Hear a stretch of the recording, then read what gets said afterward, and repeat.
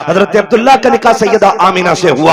अभी 3 माह का अरसा गुजरा है। हजरत अब्दुल्ला परदेश जाने लगे हैं। बीवी से कहते मेरी शरीक हयात परदेश जा रहा हूँ। कहती मेरे सरताज अभी 3 महीने गुजरे हैं, अभी जी भर के मैंने देखा भी नहीं है, इतनी जल्दी जुदाई की बात है? कब कुछ दिन की बात है, वापस आएंगे, साथ रहेंगे, प्यार मोहब्बत की जिंदगी गुजारेंगे, तेरे हाथ की बनी रोटी खाएंगे। लेकिन मसीयत को कुछ और ही मंजूर था। हजरत अब्दुल्ला गए तो, लेकिन जिंदा वापस ना आ सके, रास्ते में इंतकाल हो जाता है। जरा दिल थाम के मेरी बात सुनिएगा प्यारे, हजरत अब्दुल्ला का इंतकाल हुआ, वापस नहीं आए हैं। लेकिन जब तारीख आई हजरत अब्दुल्ला की वापसी की, तो जिस तरह आज बाप परदेश से आता है, बेटियां घर में तैयारियां करती हैं, शोहर परदेश से आता है, बीवियां घर में तैयारियां करती हैं, हजरत आमिना तैयारियां कर रही है, घर की सफाई चल रही है, बिस्तर लगाया जा रहा है। हजरत अब्दुल मुत्तलिब कहते हैं आमिना बेटी बता तो सही, ये इतनी खुशियां किसके लिए है? कब्बा आज मेरे अब्दुल्ला आने वाले हैं, ये सारा इंतजाम उनके लिए है। कहते बेटे खाना तो खा लिया होता।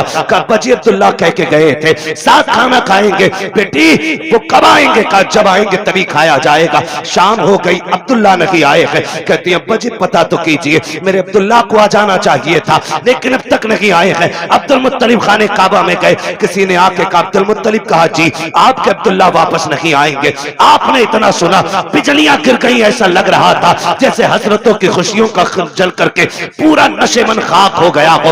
आपने खुद को संभाला, घर तशरीफ लेकर के आए हैं। अभी दरवाजे पे पहुंचे गए, दस्तक नहीं दी है, बेटी दौड़ के बाहर आ जाती है। अब्बा जी क्या हुआ? मेरे अब्दुल्ला का पता चला कि नहीं चला है? कहते हैं बेटी सब्र करना, अब्दुल्ला वापस नहीं आएंगे। इतना सुनना था, मेरे नबी की अम्मी बेहोश हो जाती है। होश आया, खुद को संभाला, ए मेरे परवरदिगार, मेरे बच्चे ने बाप का चेहरा नहीं देखा, इसके बाप ने बच्चे को नहीं देखा, आने से पहले मेरा बच्चा यतीम हो गया है। आवाज़े कुदरत आती है, आमीना रोने की जरूरत नहीं है, आंसू ना बहा। हमने महबूब को बेसहारा नहीं बनाया है, हमने इसको कायनात का सहारा बनाने का फैसला किया। नारे तकबीर, नारे रिसालत, नारे गौसियत, मसलके आला हजरत, नारे तकबीर, नारे। अब तवज्जो करना मेरे प्यारे, बहुत गौर से सुनिएगा, जाके बहन बेटी तक मेरी बात पहुंचा देना। सैयदा आमिना कहती हैं अब्बा जी मेरे सरताज का अब नहीं आने वाले हैं। फिर क्या था, जिंदगी की खुशियां रूठ गई, दिन को भी रोना रात को भी रोना है। जाओ जाके बहन बेटियों को जाके समझा देना, पर खबरदार ससुराल जाना हो कभी शोहर के खिलाफ आवाज ना उठाना, कभी उसके लिए हाथ उठा के बद्दुआ नहीं करना। तू नहीं जानती है तेरा शोहर कितना कीमती है। खुदा की कसम अगर शोहर पागल भी होता है तो बीवी के लिए एक चट्टान होता है, दीवाना भी होता है तो एक सायादार दरख्त होता है। लेकिन क्या करूं मेरी कौम की बेटियों, जरा सी बात बिगड़ जाती है, शोहर सूट पसंद कर न ला सके, किचन में खड़े होके गालियां दे के कहती हो तू पलट के ना आए, तू जनाजे में लेट के आए, तू गाड़ी के नीचे दब के मर जा। ना मेरी बहन कभी किसी शोहर के खिलाफ इस तरह की बकवास ना करना। तू नहीं जानती है ये जिस दिन सफेद कफन में लिपट जाएगा उस दिन कोई इज्जत देने वाला नहीं मिलेगा। आज जिसके लिए मौत मांग रही है, अगर ये मर गया कोई तुझे चैन की रोटी तक नहीं देगा। जिसके लिए तू कहती है कि तू पलट के ना आए, तुझे क्या पता है आज तेरे दुपट्टे के जो रंग है इसी शोहर की वजह से है, सोने के जो कंगन है इसी शोहर की वजह से है, घर में जो तेरी हुकूमत चल रही है शोहर की वजह से चल रही है। अगर तुझे 10 बेटों पे गुमान है तो होश के नाखून ले। हमने उन माओं को देखा है जिनके घर में 12 बेटे हैं और जब तक बाप था माँ की मर्जी के बगैर एक पत्ता नहीं हिलता था। लेकिन जिस दिन से बाप गया है आज कोई माँ से रोटी को नहीं पूछता है तूने खाई के नहीं खाई है। अगर तुझसे शौहर की अनबन है तब भी इसके लिए मौत ना मांगना।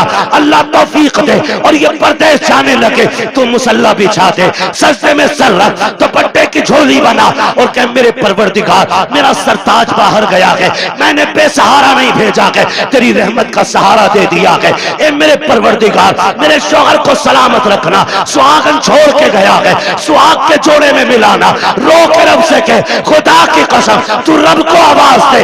मेरा दिल कहता है अगर रब ने सुन ली तो मौत भी उस वक्त तक जुदा नहीं करेगी जब तक परदेश से तेरे शौहर की तेरी मुलाकात नहीं हो जाए। सुभान अल्लाह, सुभान अल्लाह, सुभान। लेकिन सुनो जमींदारों, सुनो ठेकेदारों, सुनो अमीरों, सुनो बिगड़े हुए लोगों, उन लोगों से बात कर रहा हूं जो रुखसती के बाद बेटी की कान में कहते हैं डरिए मत, फोन कर दिए लल्ला फौरन आएगा। लिमिट में रहो, लिमिट में। किसी के बाप से बेटियां नहीं पली है, तू क्या पाल लेगा? औकात में रहा करो। मियां बीवी की अनबन हो सकती है, तुम कौन होते हो बीच में? हाँ, अगर ज्यादती कर रहा है और उसके शाहिद और गवाह हैं तो फिर बेटी को उस घर में रखना भी जुल्म है। लेकिन जरा सी बात पे उसका फोन आया और तुम पहुंच गए। पहले तलाकें कम होती थी, बुरा ना मानिएगा, तलाकें कम होती थी और तलाक की नौयत भी होती थी। जिसकी बेटी को तलाक होती थी या तो वो बाप जहर खा के मर जाता था या 8-8 दिन घर से नहीं निकलता। इतने गैरत वाले लोग थे। आज गैरत मर गई मेरी कौम की। आज बेटी को बगल में खड़ा करके बाप चीख के कह रहा डिवोर्स दे, रखनी नहीं तेरे घर में। तूने तू कैसे बोला? वो गैरत कर, शर्म कर। बड़े बड़े बादशाहों से बेटी नहीं रखी गई, तू कौन होता रखने वाला? आज बाप तलाक के लिए खड़ा है, शर्म नहीं आती है मियां बीवी के मसले में टांग अड़ाने में? बता, तेरी बेटी ज्यादा अजमत वाली है या मेरे नबी की बेटी ज्यादा अजमत वाली है? कह रहा तुझे पता ना ये मेरी बेटी है, तू लपटंट है, मेरी बेटी है ये। और सुन, होगी तेरी तेरी, अब ये उसकी बीवी है, इसलिए आप लिमिट में रहिए। तो कह रहा डरिए मत, फोन कर दिए, चाबी गाड़ी में लगी रहती है, लल्ला किक मारेगा, फट से पहुंच जाएगा। क्या करेगा पहुंच के? ज्यादा जाके थप्पड़ मार देगा, गला तो काट नहीं देगा, थप्पड़ मार देगा। शोहर के पास इतनी पावर है, उसने जहां कहा ना 3 तलाक, बेड़ा ही गर्क हो जाएगा तेरा। फिर कुछ भी कर लेना, ये लौट के आने वाले जुमले नहीं। इसलिए ये ना कह हम खड़े, वो कह जो मेरे नबी ने कहा। फरमाया फातिमा, अब तक मेरी रजा की फिक्र थी, अब मेरे अली की रजा की फिक्र करनी है। ये मेरे नबी ने बेटी को कह के भेजा। कुछ भी हो जाए मेरा अली रूठना नहीं चाहिए। और तू कह रहा डरना मत, औकात कुछ भी नहीं, 2 मिनट में अंदर करा देंगे। क्या कर लेगा अंदर करा के? बेटी का सुहाग वापस नहीं दिला सकता। और फिर कुट पिटा के बेटी वापस आ भी गई ना, तो फिर उसे इज्जत नहीं मिलेगी। इज्जतों के रखवाले बनो, रिश्ते बड़े अहम हैं। बेटियों को समझाओ। मौलाना आए थे, तकरीर करके गए और अपनी बीवी को डांट रहा, जाके बीवी को सुधार रहा। हमारा मुआशरा बेहतर इसलिए नहीं हो रहा कि हम ये चाहते मेरी बीवी सुधर जाए। ये कोई नहीं चाहता बेटी सुधर जाए। यहां से जाके बीवी को मत बताना, यहां से जाके बेटी को बताना कि बेटी जब तक जिंदा रहना है कनीज़े फातिमा बन के रहना। सुभान अल्लाह, मेरा चैलेंज है, जब बेटियां सवर जाएंगी तो किसी घर की बहू खराब नहीं हो सकती है। बेटियों को बेहतर करो, बेटियों को। मेरी बहन, मुश्किल है जिंदगी का गुजरना शोहर के बगैर। आज बात बात में तलाक चाहिए तुझसे, नहीं। फरमाया गया जो बिला उज़्र शरी के अपने शोहर से तलाक का मुतालबा करे, अल्लाह उस पे जन्नत की खुशबू हराम फरमा देता है। क्यों मांग रही हो तलाक? कहा जी मुझे सुख नहीं मिला। किसे सुख कहती है तू? कहा मुझे 10,000 का जोड़ा नहीं मिला। जैसे कल्लन की बीवी के कंगन है वैसे मैंने नहीं पहने, जैसे अच्छन की बीवी का सूट है ऐसा आज तक मुझे नहीं मिला। और तू इसे कहती है सुख, कहती है इसे सुख? ये नहीं है सुख, इसे कहते हैं चटनी से मिल जाए शुक्र अदा कर खा के सो जा। अगर तेरा शोहर तुझसे राजी है तो तू सबसे बड़े सुख में है। और तू सोने के लुक़मे खा, तेरा शोहर तुझसे नाराज है तो तू सबसे बड़े दुख में है, सुख में नहीं। सुख किसे कहते हैं? सुख किसे कहते हैं? सुख ये होता है तुझसे तेरा परिवार राजी रहे, मर जा। कहती नहीं मैं रहना ही नहीं है जी, मैंने इनसे जोड़ा मांगा, इन्होंने मुझसे कहा मेरे पास कुछ नहीं है। मेरी बहन कान खोल के सुन, देख तो सही, अगर दौलत सबसे बड़ी चीज होती तो मेरा नबी सबसे ज्यादा दौलत अपनी बेटी के जहेज में देता।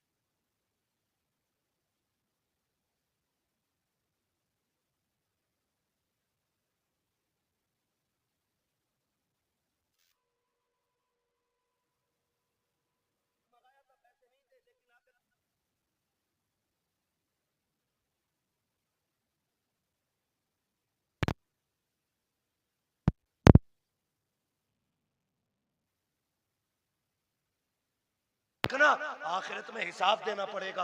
खातूने जन्नत ने इतना सुना, मुसल्ले का कोना छोड़ दिया, कहती है अब्बा मुझे दौलत नहीं, मुझे पैदा करने वाले रब की मोहब्बत की जरूरत है। क्या बात है भाई, जिंदाबाद।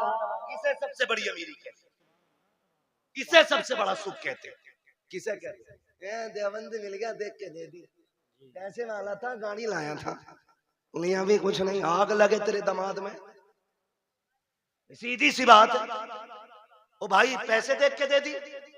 हुजूर ने जिसके हाथ में हाथ दिया था बेटी का, वो इतना गरीब मक्के का अली है कि जिसके पास मेहर देने का भी पैसा नहीं था, उसके हाथ में। और बेटी से क्या कहा था? फातिमा उस अली के साथ रिश्ता किया है जिस अली से बेहतर जमीन पे तेरे लिए कोई शोहर हो ही नहीं सकता। हो किधर, जा किधर? हजरत आमीना रोई, रोई सैयदा आमीना बेकरार हो गई। मालिक बच्चा आया है लेकिन बाप नहीं रहे, रोई। दुख होता है, दुख होता है। आज सच में अल्लाह भला करे हमारी कौम का। और एक हंगामा है मैशर हो तो भूलूं उसको, सैकड़ों बातों का रह रह के ख्याल आता है। हमसे कहा गया सारे मौजूआत पे थोड़ा थोड़ा बोल लेना। भाई चौधरी साहब अगर सारे मौजूआत पे बोलूं तो 3 घंटे चाहिए। एक बात कम से कम इतनी तो की जाए जो उसका समझ में आ जाए कि इसमें क्या नुकसान क्या नफा है। बस आखिरी बात मैं करने लगा हूं, अल्लाह आपको सलामत रखे। टाइम 1.25 घंटे से ऊपर हो गया।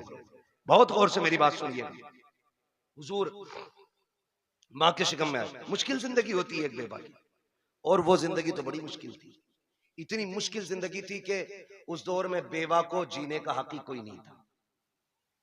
लोग कहते हैं ना क्यों मिलाद मनाते हो, इसलिए ही तो मिलाद मनाते हैं। अगर किसी का शौहर इंतकाल कर जाता था ना, या तो उसे मनहूस समझा जाता था, या उसे शौहर की चिता पे जला दिया जाता था, या उसे 40 दिन एक कमरे में बंद कर दिया जाता था। फिर भी जिंदा निकल आती तो गधे पे बैठाया जाता, काला मुंह किया जाता और कहा जाता ये वो मनहूस है जो शौहर को खा गई, और फिर उससे कोई निकाह नहीं करता।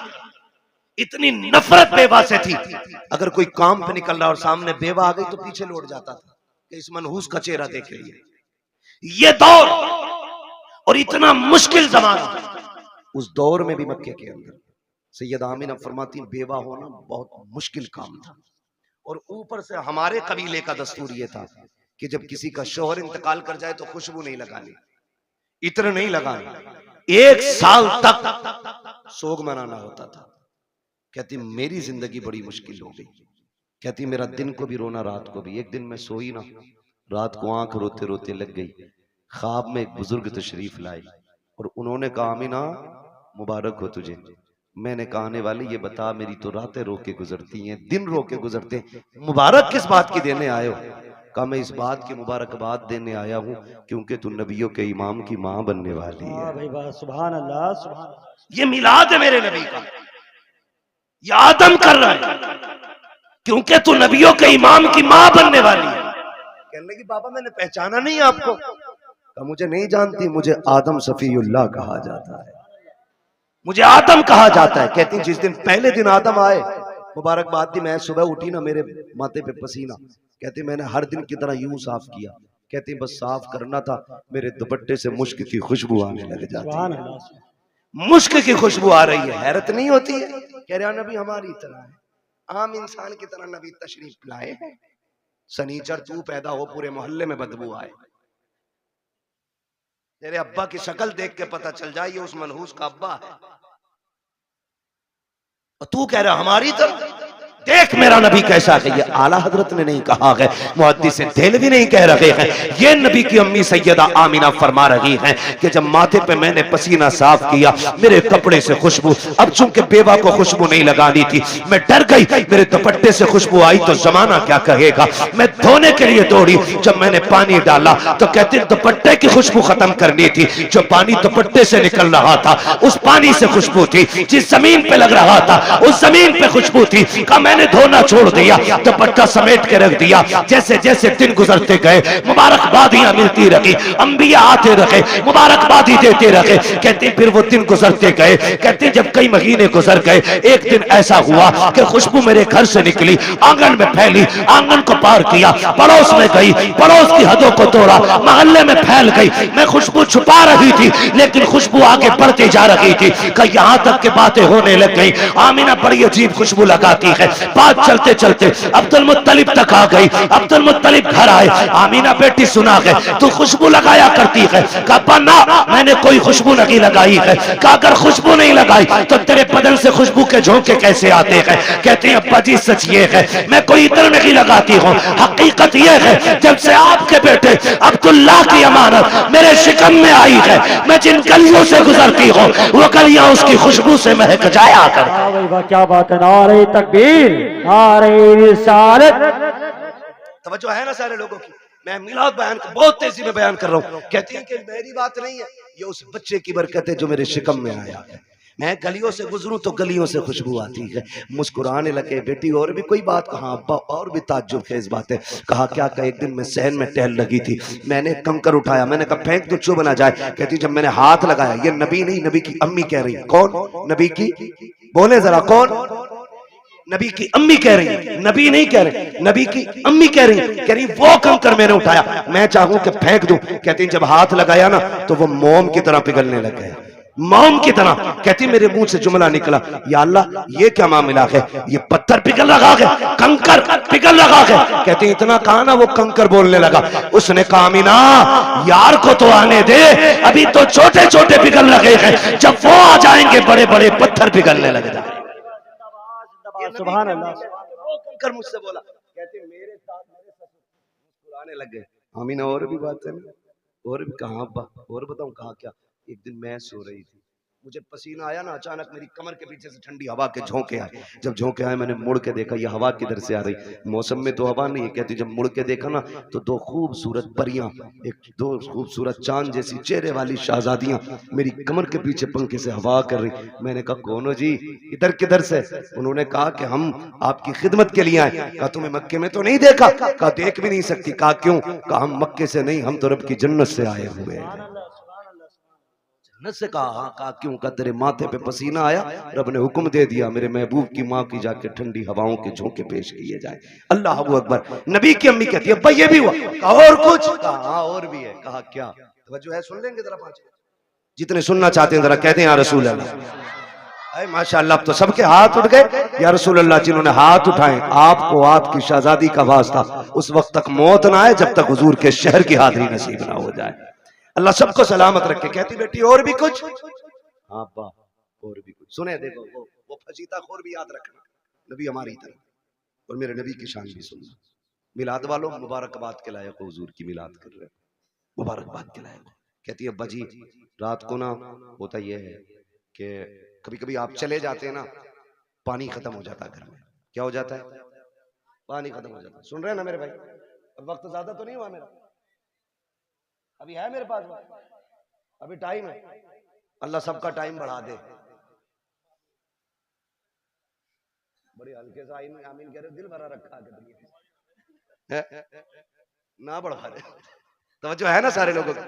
बेटी और कुछ? हाँ कभी कभी आप चले जाते हो ना हरम शरीफ पानी पिलाने के लिए, वो घर में कभी कभी ऐसा होता आप पानी घर का भी ले जाते हो। अम्मी मुझसे कहती है आमीना पानी भर ला। ये नबी की अम्मी कहती मैं बर्तन लेती हूँ और कुएं पे जाती हूँ। लड़कियां मुझे देखती खड़ी रहती हैं, बेटी क्यों? जब मैं चली जाती हूँ ना तो उन्हें डोल रस्सी डालनी नहीं पड़ती। क्या मतलब? अब्बा मैं जाती हूँ और मैं कुएं के किनारे खड़े होती हूँ और झांकती हूँ ना तो पानी छलांगे मार के किनारे पे आके खड़ा हो जाता है, किनारे पे आके खड़ा हो जाता है। अब्बा जी सब यूं बर्तन भर लेती हैं, किसी को रस्सी डोल की जरूरत नहीं पड़ती। बेटी फिर तुम?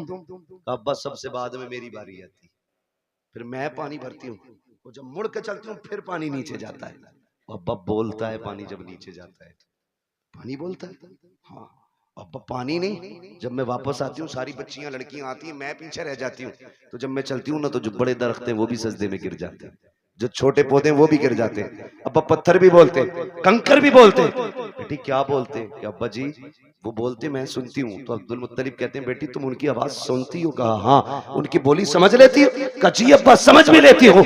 अब जब इतनी बात कही, कहते हैं बेटी बताओ ना क्या कहते हैं वो? कहती है अब्बा जी जब मैं चलती हूँ तो कुएं का पानी, दरख्त, रास्ते के पत्थर, कंकर, छोटे बड़े सभी आवाज देते हैं अस्सलातु वस्सलामु अलैका या उम्म रसूलिल्लाह। ए नबी की माँ तुझ पर भी सलाम हो, तेरे आने वाले बेटे मोहम्मद पर भी सलाम। क्या बात है? अल्लाह कलेजा ठंडा हो गया, मुस्कुराने लगे, कहने लगे रब ने मेरी दुआ कबूल कर ली। अब्बा क्या मतलब? का एक दिन तुझे रोते देखा, हरम में गया, मैंने गिलाफ काबा पकड़ के कहा था काबे वाले मुझे तूने और भी बेटे दिए, मेरा एक गया तो मैं सब्र कर लूंगा। आमीना का तो कोई सहारा ही नहीं रहा। ये जो बच्चा आने वाला है ना, अल्लाह इसे ऐसा बना देना कि ये मेरी आमीना का सहारा बन जाए। कहते मैंने इतना का आवाज आई अब्दुल मुत्तलिब तू तो आमीना के सहारे की बात कर रहा है, जिसको हम भेजने वाले हैं ना हमने उसे कायनात का सहारा बनाने का फैसला। सुभान अल्लाह, सुभान अल्लाह, सुभान। कि मैं तभी समझ गया ये बेटा शान वाला होगा। नबी की अम्मी बयान फरमाती है फिर वक्त गुजरता गया, वो रात आ गई जिस रात में मेरा शहजादा आने वाला है। शहजादा आने वाला है। घर सजाए थे आप? सजाए थे भाई? बोले अगर सजाए हो तो सजाए थे कि नहीं? लाइट लगी थी, झंडे भी लगे होंगे, ये तो पहचान है हम सुन्नियों की, है ना? सारी मस्जिदें सजी थी। सुभान अल्लाह, मस्जिदें सजी कोई नया काम नहीं। 12वीं शब आई, रब ने फरमाया जिब्रील जी रब्बे जलील का हुक्म करो कि पूरी जन्नत सजाई जाए। अब बोले जरा सुभान अल्लाह। जो अब तक नहीं बोला मुझे अफसोस रहेगा वो जलसे में आया ही क्यों था। रब ने हुक्म दिया जिब्रील जन्नत सजवाओ। अर्ज करते हैं मालिक जन्नत तो कहती सजी सजाई जगह को। फरमाया नहीं और ज्यादा सजाओ ताकि जन्नत को भी पता लगे आज वो आ गया कि जिसके सदके में जन्नत बनाई गई है। जन्नत सजाई गई, फिर हुक्म हुआ एक मिंबर लगाया जाए। कहां? बैतुल मामूर के पास। बैतुल मामूर के पास मिंबर लगा। फिर रब ने फरमाया मीकाईल से कहो कि वो हमारी शान में खुतबा पढ़े। हजरत मीकाईल ने रब की शान में खुतबा पढ़ा, यानी कि तकरीर की, और ऐसी तकरीर के पूरी जन्नत झूमने लगी।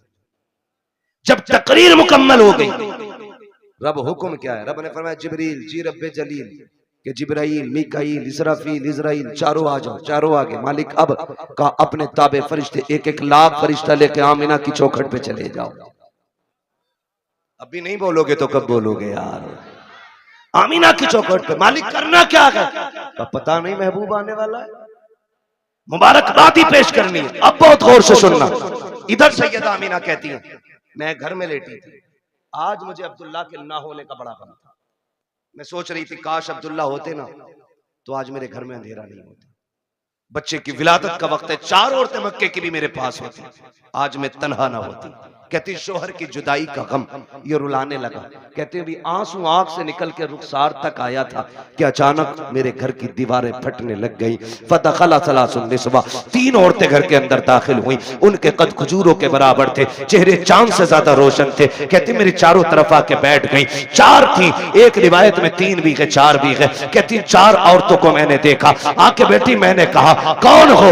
एक कहती हमें नहीं पहचाना। का बताओ तो सही कौन हो? एक ने कहा मुझे हव्वा कहा जाता है, दूसरी ने कहा कि मुझे मरियम कहा जाता है, तीसरी ने कहा मुझे इस्माइल की अम्मी हाजरा कहा जाता है, चौथी ने यह कहा मुझे नहीं जानती हो, मुझे फिरौन की बीवी आसिया कहा जाता है। कहा आई किस लिए हो? कहा मुबारकबाद देने आए हैं। कहा किस बात की? कहा तू नसीबों वाली है, तेरी गोद में नबियों का ईमान आने वाला। क्या बात है भाई, क्या बात है। नारे तकबीर, नारे रिसालत, नारे गौसियत। बस तेरी गोद में नबियों का इमाम आने वाला। फरमाती वो मुबारकबाद दे के चली गई। कहती फिर ख्याल हुआ काश कोई तो औरत होती जो मेरा मन बहलाती, जो हिम्मत बढ़ाती। कहती अचानक मेरे घर में रोशनी फैली, वो रोशनी सर की तरफ से आ रही थी। मैंने मुड़ के देखा ना, एक चांद से चेहरे वाली खातून खड़ी है। मैंने कहा कौन हो जी, इधर कैसे आई हो? कहने लगी आमीना हम जमीन से नहीं, हम तो जन्नत से आए हुए हैं। कहा कौन हो? कहा जन्नत की हूरों की मलका हूं। आई क्यों हो? तो रब ने तेरी दाया बना के भेज दिया है। तू जो रोई थी तन्हा है, अकेली है, कोई नहीं है, का तेरी खिदमत के लिए मैं हूं आमीना, बता खिदमत क्या करनी है? सैयदा कहती है मुझे दूध का प्याला पेश किया गया, आसमान के सितारे इतने करीब मेरे आंगन में आ गए, मुझे डर लगने लगा कहीं ये टूट के न गिर जाए। और वहाबी जी, और देवबंदी जी, और सहारनपुर वालों, और थाना भवन वालों, लगाओ फतवा खुदा पे, ये तो आसमान पे चमकते थे, आज नीचे क्यों आ गए? मशीयत का नकीब कहता है लगाए आसमान पे थे, लेकिन आज महबूब आ रहा है, नीचे उतार के बता दिया, आज की रात की जैसी कोई रात नहीं बनाई गई। अल्लाह 12वीं शब में तारे नीचे उतार दे।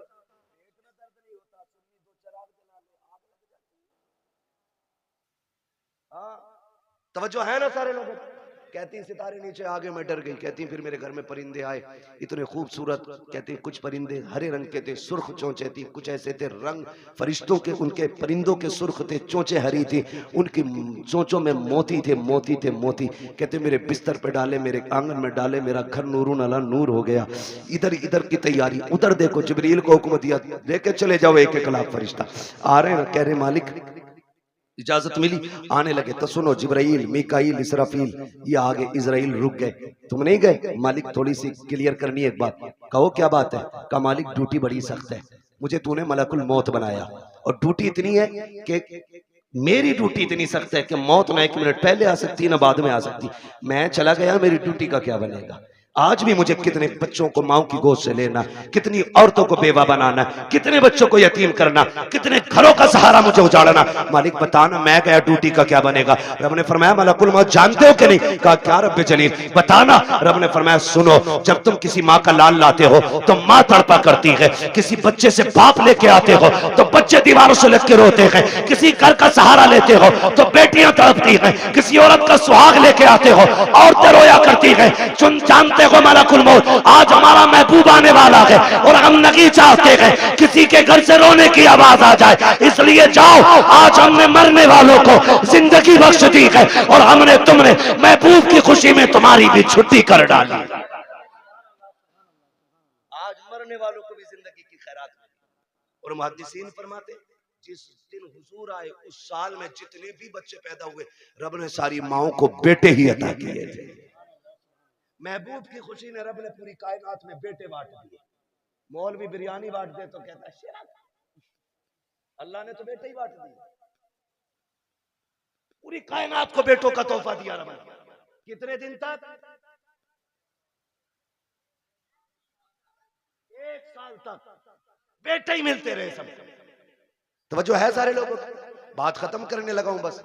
कहती है ना फिर सारे फरिश्ते आ गए, और फरिश्ते कह रहे मालिक अकेले अकेले जाना? कहा नहीं, आज जुलूस लेके जाना है, और एक दूसरे को मुबारकबाद देते हुए जाना। फरिश्ते एक दूसरे को मुबारकबाद देते हुए आ रहे। इधर कहती हैं, फरमाती हैं ना फिर मेरी बारगाह में दूध का प्याला पेश किया गया। एक प्याला पेश किया गया, था कैसा? कहती है शहद से ज्यादा मीठा, मुश्क से ज्यादा खुशबूदार, दूध से ज्यादा सफेद, और बर्फ से ज्यादा ठंडा। कहती मैंने घूट पिया। कहती हैं जब घूट पिया मेरे दुख तकलीफें सारी खत्म हो गई। फरमाती हैं फखरजा मिन्नी नूर, फिर मेरे बदन से नूर निकला।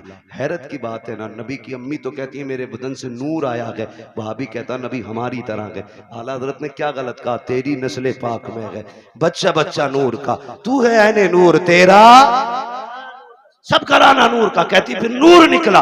वो कहती जब नूर आया ना, मैंने देखा मेरा शहजादा कैसा है, देखूं तो सही, हर माँ चाहती है मेरा बेटा कैसा है, आंख कैसी है, नाक कैसी है, कान कैसे। कहती मैंने भी देखना चाहा। कहती जब लम्मा नजर तू, जब मैंने अपने बेटे को देखा, कहती मकहूलन, पहली नजर मेरी उसकी आंखों पे पड़ी तो मेरे लाल की आंखों में सुरमा लगा हुआ था, मदहूनन बालों में तेल लगाए हुए हैं, मगसूलन गुस्ल करके आ रहे हैं, मुअत्तरन मुअत्तरन खुशबूदार पैदा हो रहे हैं। फरमाती है ताहिरन पाक साफ आ रहे हैं। कहती मकसूरन नाफ कटा हुआ है, मखतूनन खतना शुदा पैदा हो रहे हैं। अगली बात कहती है आते ही मेरे लाल ने काना साजिदा, सजदे में सर रखा, मैंने कान लगा के सुना, मेरा बेटा कह रहा था रब्बे क़ब्ली उम्मती, रब्बे क़ब्ली उम्मती। जमीले कादरी कहते हैं रब्बे क़ब्ली उम्मती कहते हुए पैदा हुए। रब ने फरमाया कि बख्शा अस्सलातो जी। रुक के आखिरी बात कह के बात खत्म कर लूं, इंशाल्लाह कभी जिंदगी रहेगी यहाँ से आगे की बात फिर बयान करूंगा। लेकिन शर्त ये भाई, टाइम से नंबर दे, 11 बजे माइक दे देना और 12 बजे अपना ले लेना, ठीक है? इंशाल्लाह कभी टाइम से गुफ्तगू होगी। हुजूर तशरीफ लाए, कायनात मुस्कुराने लगी, बातें बहुत सी हैं। हुजूर आ गए, हुजूर आए, इधर मेरे हुजूर ने सजदे में सर, उधर काबा झुक गया। आला हज़रत फरमाते हैं जिनके सजदे को महराब काबा झुकी, उन भवों की लताफत पे, जोर से, उन भवों की लताफत पे लाखों सलाम। और फरमाते हैं पतली पतली गुले कुद्स की पत्तियां, उन लबों की लताफत पे लाखों सलाम। ये क्यों झुक गया काबा, ये क्यों आ गया रुकू में, क्यों सजदे की तरफ दौड़ा? आवाज आती बरेली से, हाजियो आओ, शहंशाह का रोजा देखो, काबा तो देख चुके, काबे का, काबे का काबा देखो। हुजूर आए, कायनात मुस्कुराने लगी। हुजूर मुहद्दिस देलवी फरमाते हैं जिस जमीन पर हुजूर की विलादत का तज़किरा होता है, अल्लाह 1 साल तक उस जमीन पे अपने करम की बारिशें फरमाता है। जिस मोहल्ले, जिस बस्ती में हुजूर की विलादत होती है ना, अल्लाह 1 साल तक उस बस्ती से मुसीबतों को दूर फरमा दिया करता है। इतनी बड़ी बरकतें हुजूर की विलादत के तज़किरे की हैं। आला हज़रत फरमाते हैं हश्र तक डालेंगे हम पैदाइश मौला की धूम,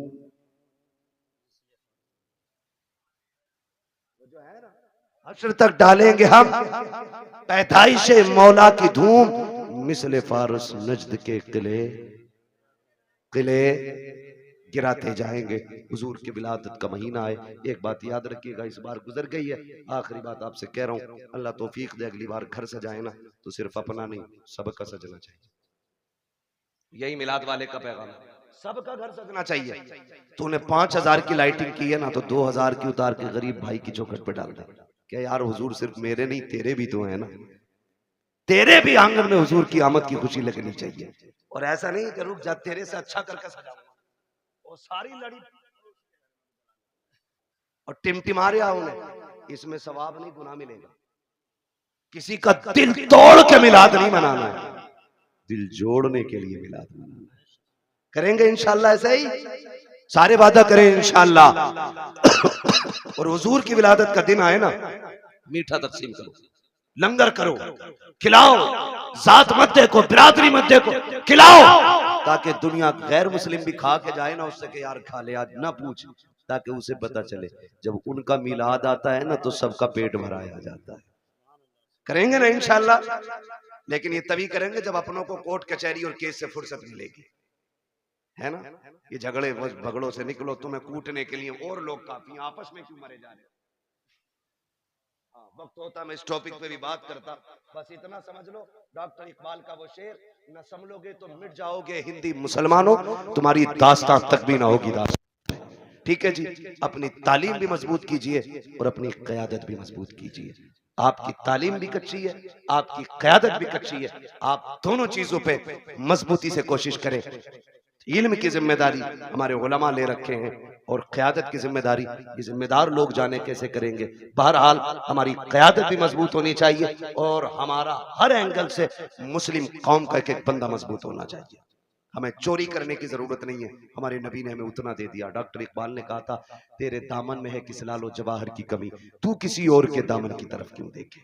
ठीक है, सब कुछ अल्लाह ने दिया, तो इसलिए कोशिश करेंगे इंशाल्लाह हम तालीम पे भी ध्यान देंगे, तरबियत पे भी ध्यान देंगे। अल्लाह ताला हमारी इस कमेटी को दिन दूनी रात चौगुनी तरक्कियां अता फरमाए और हमारी तमाम मुसलमान भाइयों को मौला करीम हर परेशानी से महफूज फरमाए, बिलखुसूस मौला फ़िलिस्तीन के मुसलमानों के हाल पर रहम फरमाए। और हमारे मौलाना राशिद रज़ा मरकज़ी साहब, इन्होंने एक वाकई एक बहुत बड़ा काम अपने सर लिया है। ये एक यूं कहें कि ये कई तंजीमों का काम था जो अकेले इस मर्द मुजाहिद ने शुरू किया है। हम सब की जिम्मेदारी बनती है हम अपने भाई राशिद रज़ा मरकज़ी के साथ खड़े हों। बेटी कहीं की भी हो, हमारी बेटी है ना, हमारी बेटी है, इसलिए आपने कम से कम एक कोने की बेटियों की जिम्मेदारी उठाई है। इंशाल्लाह कल इस इलाके से कोई ऐसा मर्द मुजाहिद खड़ा होगा जो इस इलाके की बेटियों की तालीम के बारे में सोचेगा, उनकी तरबियत के बारे में सोचेगा और हम दुनिया को बताएंगे इंशाल्लाह ना हम तालीम में कमजोर हैं, ना हम तरबियत में कमजोर हैं, ना कल हम किसी के टुकड़ों पे थे, ना आज हम किसी के टुकड़ों पे हैं। हमारा तो सिर्फ एक ही दरबार है और उसके बारे में कहते हैं तेरे टुकड़ों पे पले गैर की ठोकर पे न डाल, झिड़कियां खाएं कहां छोड़ के सदका तेरा। व अम्मा बिनिअमति रब्बिका फहद्दिस, अपने रब की नेमतों का खूब खूब चर्चा करो। इसलिए गुजारिश है हुजूर का मिलाद आए, सारे मिल बांट के मोहब्बत से हुजूर का विलादत मनाएं, पार्टी बंदी झगड़े फसाद सारे खत्म करें और एक झंडे के नीचे आ जाएं। वो झंडा हुजूर की गुलामी का झंडा होना चाहिए, हुजूर की गुलामी का झंडा होना चाहिए। नौजवानों तालीम में तरबियत में आगे बढ़ना है। बच्चों हुए अगलात उनको माफ फरमाए रब्बे कायनात। जिंदगी ने दिया साथ, फिर होगी मुलाकात। चमन रहा फूल खिलेंगे, जिंदगी रहेगी फिर मिलेंगे। मुसाफिर हम भी, मुसाफिर हो तुम भी, किसी मोड़ पर फिर मुलाकात होगी। फकीरान आए सदा कर चले, सदा खुश रहो ये दुआ कर चले। सारे लोग कलमा शरीफ पढ़ लीजिए, ला इलाहा। भैया कलमा तो जोर से पढ़ लो यार। सबसे कौन सा नाम है अपना? काकर खेड़ा के भाइयों, कलमा तो जोर से पढ़ लो यार, है ना। बड़ी मेहनत करी आपने, अल्लाह आपको सलामत रखे। इतनी देर बैठे रहना भी किसी जिहाद से कम नहीं है, जबकि इस वक्त में तो लोग मोबाइल में डूबे पड़े है ना। कोई रील देख रहा होगा, कोई रील बना रहा होगा। अल्लाह आपको सलामत रखे, अभी तक बैठे हो।